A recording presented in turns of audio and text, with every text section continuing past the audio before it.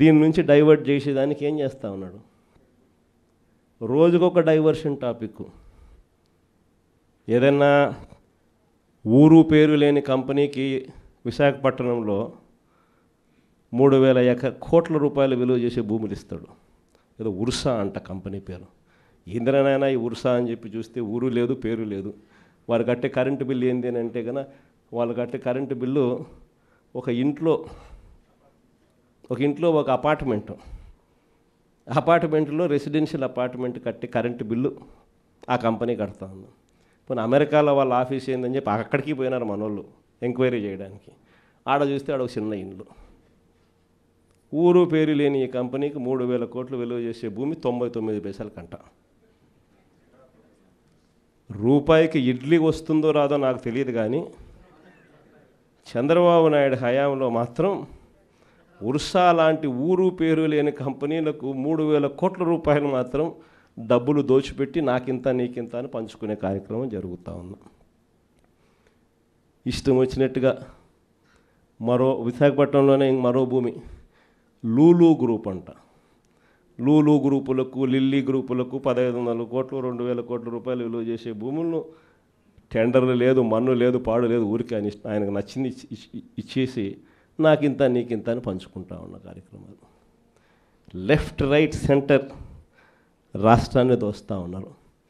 అమరావతిలో ఇవే టెండర్లు, ఇప్పుడు పిలిచిన టెండర్లు 2018లో ఇవే టెండర్లను పిలిచినప్పుడు చంద్రబాబు నాయుడు హయాంలో 5 ఏళ్ల కిందట వీటి విలువ 36,000 కోట్లు.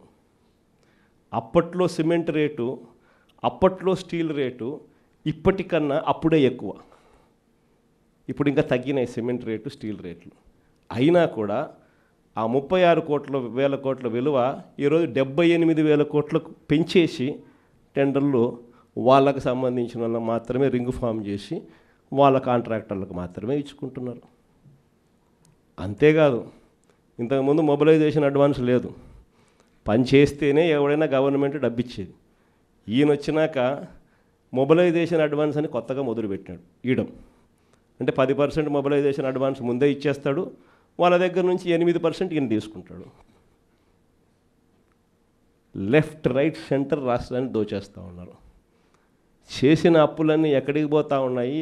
ఎందుకు సూపర్ 6 లేవు, ఎందుకు సూపర్ 7 లేవు అని అంటే, ఎందుకు జగన్ చేయగలిగేటాడు, ఎందుకు చంద్రబాబు నాయుడు ఎందుకు చేయలేకపోతున్నాడు అని అంటే కారణం నేను ఇంతకుముందు ఎలక్షన్ అప్పుడే చెప్పిన. జగన్ ఉంటే బట్టలు నొక్కుతాడు, నేరుగా ప్రతి అక్క చెల్లెమ్మ కుటుంబానికి నేరుగా పోతుంది. చంద్రబాబు నాయుడు ఉంటే బటన్లు ఉండవు. చంద్రబాబు నాయుడు ఉంటే నేరుగా ఆయన జోబీలోకి మాత్రమే పోతుంది అని చెప్పి ఎలక్షన్లప్పుడే నేను మొత్తుకొని చెప్పిన.